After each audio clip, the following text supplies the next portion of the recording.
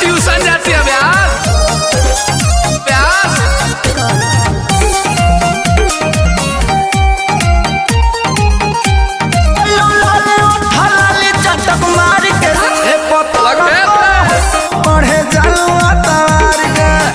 भाई लोग नमस्कार, आप लोग कैसे हैं? आशा करता हूँ कि आप सब बहुत ही अच्छे होंगे। जी हाँ दोस्तों, आप सभी बता दो कि आपके चहेता singer trending star Khesar Lal Yadav ji का बहुत ही हाल का गाना आप सभी के बीच में Saregama home Bhojpuri YouTube channel पे रिलीज होने वाला है। जी हाँ दोस्तों, इस गाने का नाम है बुफर बजा के ऊपर वाला रंगी है। जी हाँ दोस्तों, बुफर बजा के ऊपर वाला रंगी है।